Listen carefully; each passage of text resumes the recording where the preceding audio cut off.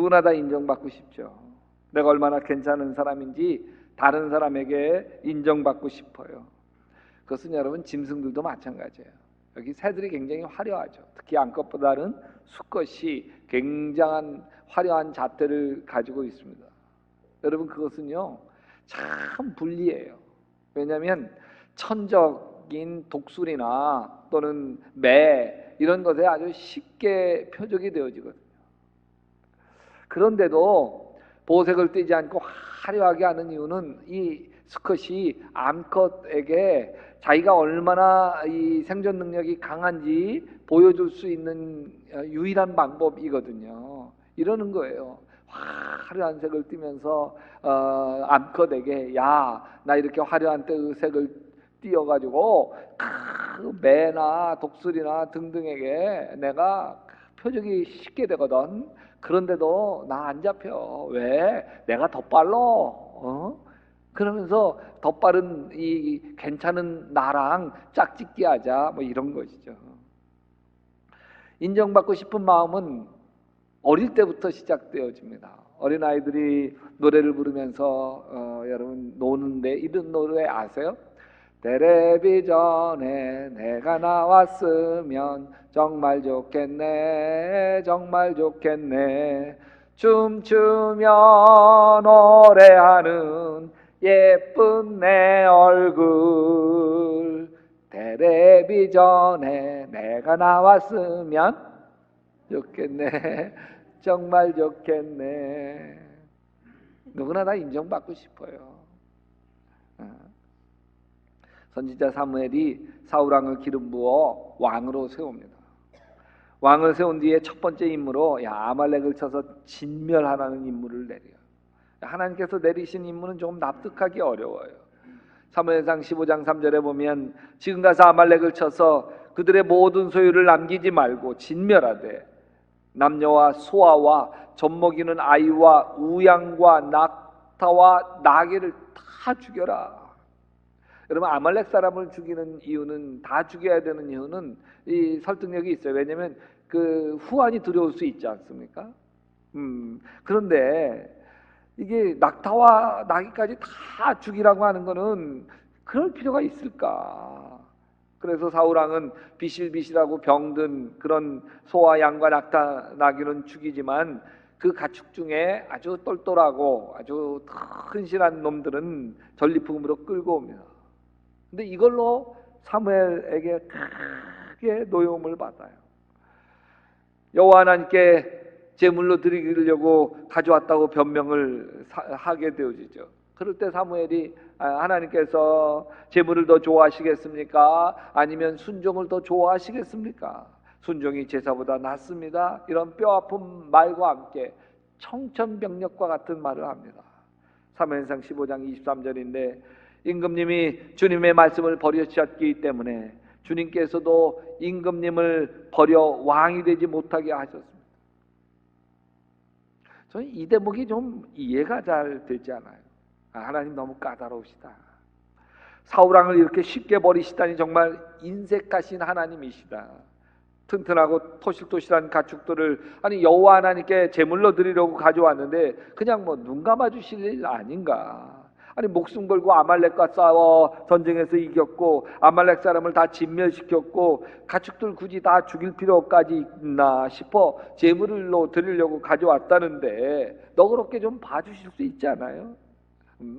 가축 얼마 죽이지 않았다고 하나님이 사울 왕을 버리시기까지 한 거는 너무 지나친 처사 아닙니까? 여러분은 어떻게 생각하세요? 제가 아는 하나님의 성품으로는 야 사울아 다음부터는 그러지 않았으면 좋겠다. 이러면서 이렇게 다음부터는 내 말 끝까지 다 순종하렴 이렇게 다독거리시면 될 일인데 하나님 너무하시다. 근데 여러분 이 사울 왕이 이 사무엘이 책망하는 말 듣고서 하는 말을 보면 내가 죄를 지었습니다. 내가 군인들을 두려워하여 그들이 하자는 대로 하였습니다. 이렇게 사울 왕의 본 마음이 나옵니다. 사울왕은 군인들의 반발이 두려웠어요. 이 수많은 가축들을 전쟁에서 피터지게 싸운 우리들에게 나눠주지 굳이 다 죽여야 되느냐고 반발하는 군인들이 두려웠습니다. 사울왕은 하나님께 인정받는 것보다 자기 부하들에게 인정받는 게 더 중요했어요. 전쟁터에 나가 목숨을 걸고 싸운 자기 부하에게 왕으로 폼나게 전리품을 나눠주고 싶었어요. 부하들에게 호탕한 왕으로 인정받고 싶었던 것이죠. 그런데 나는 그 마음조차도 좀 이렇게 넓게 헤아려 줄 수 있어요. 사울의 왕권이 든든하지 못하니까 사울왕 편에 서서 좀 이해해 줄 수가 있습니다. 그런데 이해할 수 없는 사울왕의 결정적인 사건이 나와요. 사울왕의 군대가 아말렉과 전쟁에서 승리했습니다. 승리했다는 기쁨이 하늘을 치솟았어요. 승리감에 쌓인 사울왕이 결정적인 실수를 하게 되는데 사무엘상 15장 12절이에요. 사울이 갈멜에 이르러 자기를 위하여 기념비를 세우고 승리하고 돌아오면서 승전 기념비를 세운 거예요. 이건 아마도 사무엘을 흉내낸 것입니다. 사무엘 선지자가 미스바에서 블레셋 군대를 격퇴하고 대승을 거두죠. 블레셋을 이긴 승전 기념비를 세우고 여호와께서 여기까지 우리를 도우셨다 그러면서 에벤에셀이라고 돌을 기념비를 세웁니다. 사울 왕이 되기 전에 그 장면을 보았을 거예요. 블레셋을 무찌르고 승전 기념비를 세울 때 막 백성들이 환호성하며 사무엘 선지자에게 환호하는 것을 보았을 것입니다. 자기도 하고 싶은 거예요. 그래서 갈멜에다가 기념비를 세웁니다. 근데 이 기념비 모양은 같을지라도 사무엘의 기념비와 사울왕의 기념비는요 하늘과 땅 차이입니다. 사무엘의 기념비는 하나님을 위한 기념비입니다. 하나님이 도와주셨고 하나님을 높이는 기념비 에벤에셀입니다. 근데 사울왕의 기념비는 성경에서 이렇게 이야기합니다. 자기를 위하여 기념비를 세우고 자기를 높이는 기념비입니다. 자기의 공적을 자랑하는 거예요. 자기가 얼마나 대단한 왕인지 새겨놓은 거예요. 여러분, 사울왕은 하나님을 인정하는 것보다 하나님에게 인정받는 것보다 더 중요한 게 사람들에게 인정을 받는 거예요. 자기가 얼마나 괜찮은 왕인지 대단한 능력 있는 왕인지 인정받는 거예요. 이런 사울왕에게 하나님의 설 자리가 없어요. 사울왕은 하나님이 왕으로 계속 둘 이유가 없는 것이죠. 인정받고 싶은 거, 그래서 자랑하고 싶은 그 인간의 본성입니다. 좋은 차를 타고 다니는 사람들 마음속에도 나는 괜찮은 사람이야, 이 정도 차를 타고 다닐 만큼 능력 있는 사람이야, 인정받고 싶어하는 마음이 있는 거예요. 명문대학에 들어가는 이유도 나 실력 있는 사람이야, 똑똑한 사람이야, 우수한 인재야, 인정받고 싶은 마음이 있는 거예요.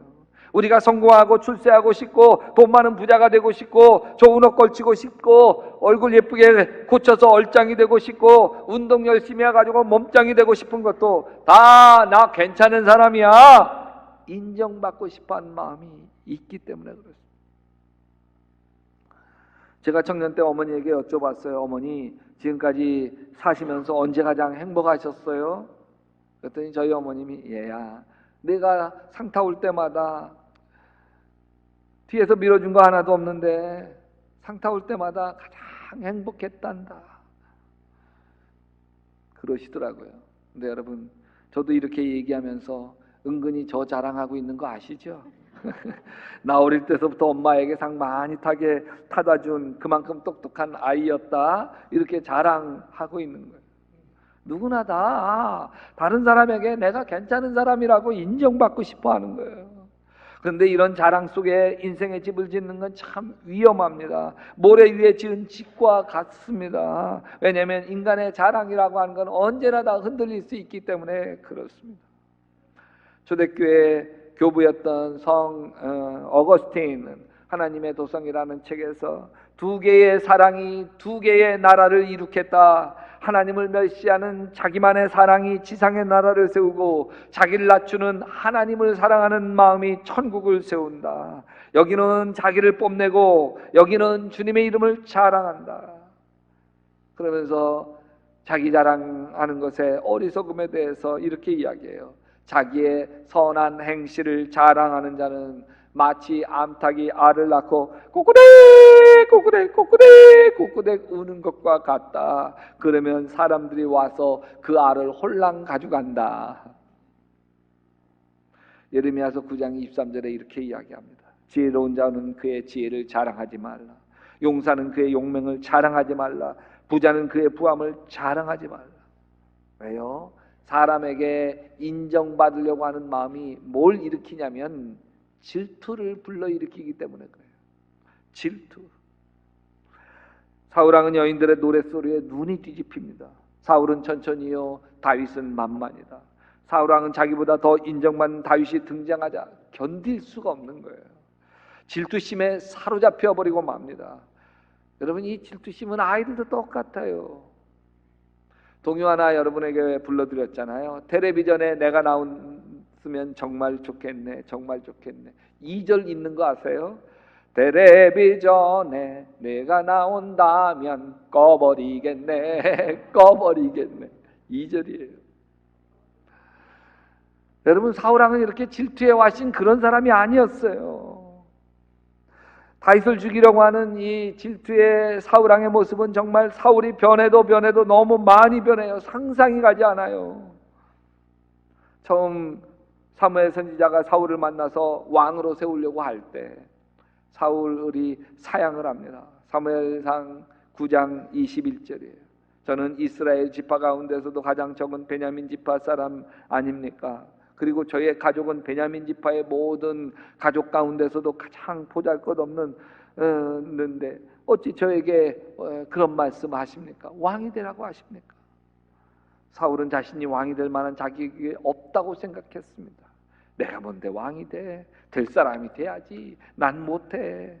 그러다 사무엘이 이스라엘 사람들을 다 미스바에 모이게 하고 제비뽑기로 하나님이 세우시는 왕을 뽑습니다.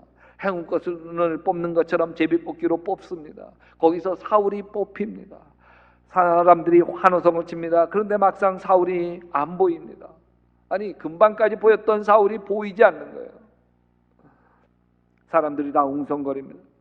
도대체 사울 어디 있는 거야?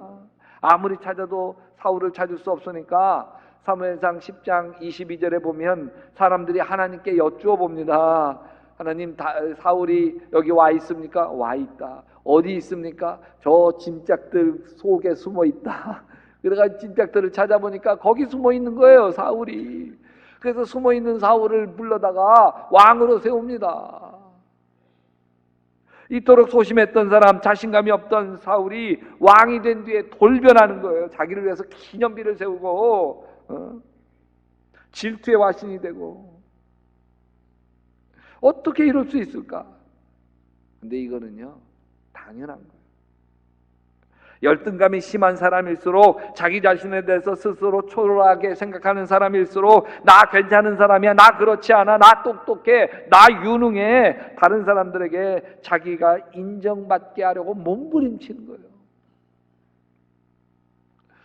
여기 사울이 마음 깊은 곳 속에 인정받고 싶어하는 마음이 가득한 거예요.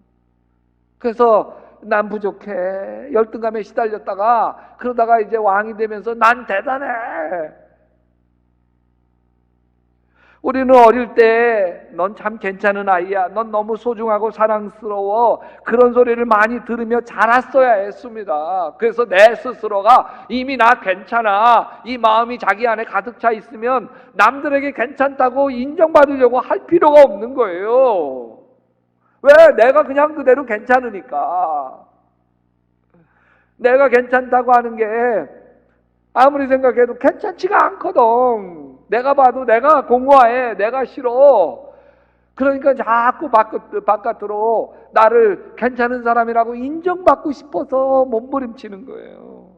우리가 어렸을 때 실수했어도요, 감싸주어야 했고, 우리 비록 어린 우리가 거짓말을 했어도 혼내지 말고 다시 그러지 않도록 다독거려 줘야 했었고, 우리 어렸을 때에 고집을 피고 짜증을 부리고 신경질을 냈어도 그냥 그 모습 그대로 받아주며 용서하고 안아주었어야 했습니다. 그래서 자존감, 셀프 이스팀 이게 아주 건강하게 자랄 수 있도록 도와줬어야 했어요. 근데 안타깝게도 어린 우리는 그런 사랑을 받지 못하고 자랐습니다. 마음 깊은 곳 속에 슬픔이 있고 서러움이 있고 인정받고 싶어하는 목마름이 있는 거예요. 그래서 자신을 채찍질해요. 자신이 얼마나 괜찮은 사람인지 다른 사람에게 인정받도록 채찍질합니다. 어릴 때는 공부 잘하면 엄마 아빠가 인정하고 친구들도 인정하고 선생님들한테 인정받으니까 공부에 매달리며 학창시절을 보냅니다. 대학 가서는 취업에 매달리고 취업해서는 승진에 매달립니다.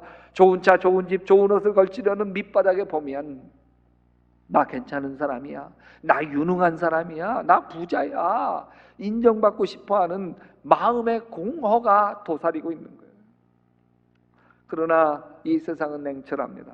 내가 성공하고 출세하고 인정받는 사람이 되어지도록 밀어주지 않아요. 어떻게 해서든지 나를 밀어내고 나를 밟고 올라가려고 하지 뒤에서 밀어주지 않습니다.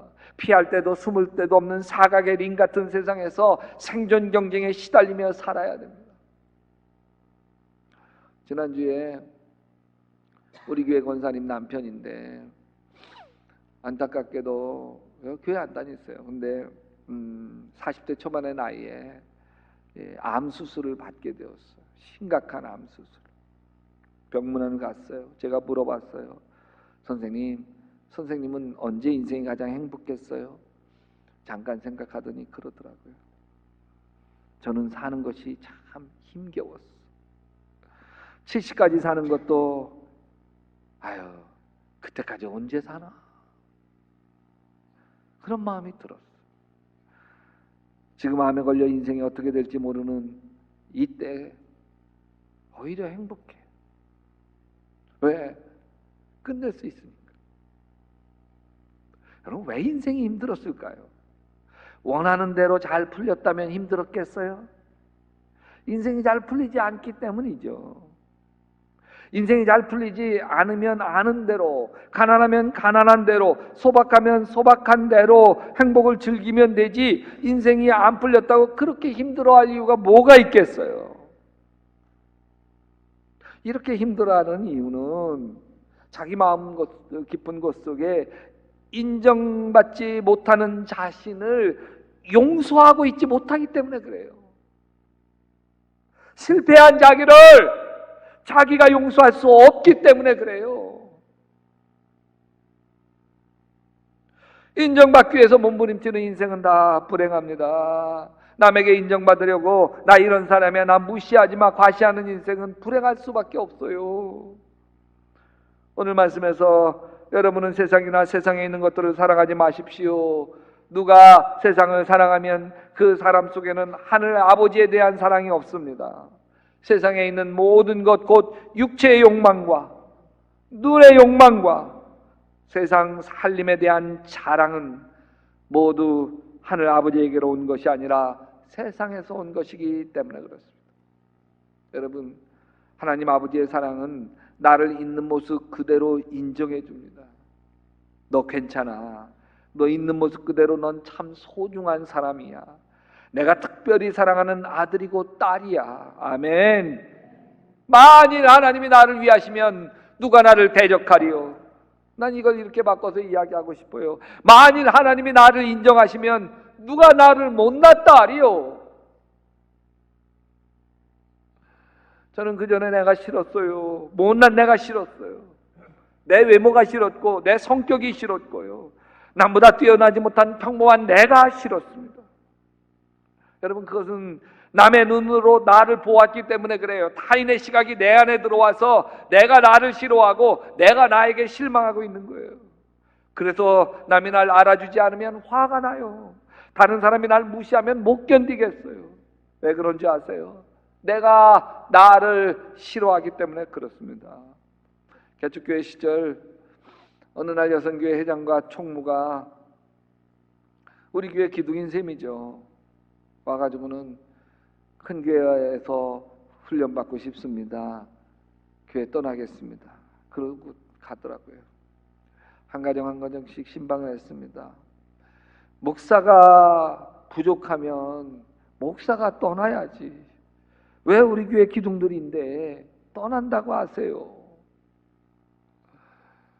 그러면서 애원했는데 이미 떠난 마음 어찌할 수 없더라고요.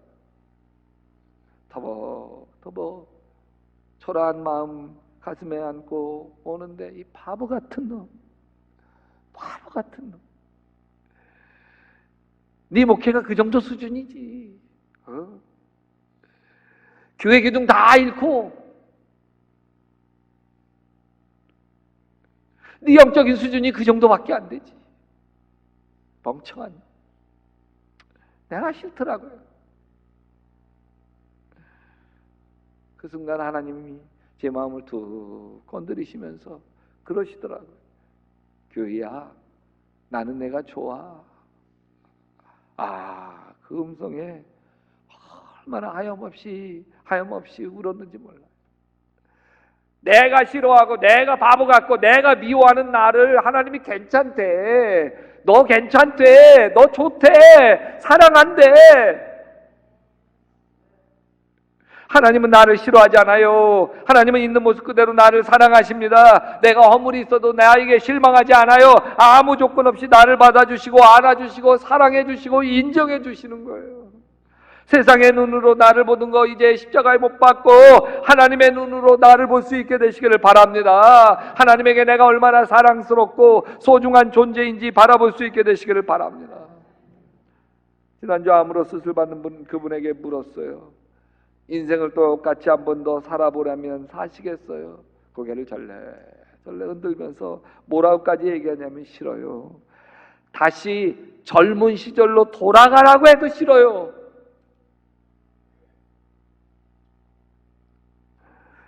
그분만이 그런가요? 이 세상에서 다른 사람에게 인정받으려고 살아가는 우리의 삶이 다 똑같지 않습니까? 여러분, 하나님 안에 거할 수 있게 되시기를 바랍니다. 하나님의 눈으로 나를 보고 내 인생을 보면 달라요. 내가 못 배웠어도 괜찮아요. 내가 가난해도 괜찮아요. 내가 좀 실패했어도 괜찮아요. 좁은 집에 살아도 괜찮아요. 왜? 나는 이 모습 이대로 소중하고 하나님이 사랑하는 존귀한 존재이기 때문에 그렇습니다. 그러면 여러분, 내 인생에 내가 감사하게 돼요. 다시 똑같이 살아도 살고 싶게 됩니다. 내가 만나는 모든 사람이 다 고마워요. 감사해요. 사랑스럽단 말이죠. 그래서 고린도후서 6장 8절에 우리는 속이는 자 같으나 참되고 무명한 자 같으나 유명한 자요 죽은 자 같으나 보라 우리가 살아있고 징계를 받는 자 같으나 죽임을 당하지 아니하고 근심하는 자 같으나 항상 기뻐하고 가난한 자 같으나 모든 사람을 다 부요하게 하고 아무것도 없는 자 같으나 모든 것을 가진 자로다. 여러분, 이렇게 하나님의 은혜와 사랑이 가득 임하면 가난이 부끄럽지 않아요. 실패도 부끄럽지 않아요. 우리가 부끄러운 것이 있다고 한다면 더 섬기지 못해서 부끄럽고 더 사랑하지 못해서 부끄러워요. 아직도 떨쳐버려진 이기적인 욕심과 또 내 자랑, 이것을 내려놓지 못한 내가 부끄러운 거예요.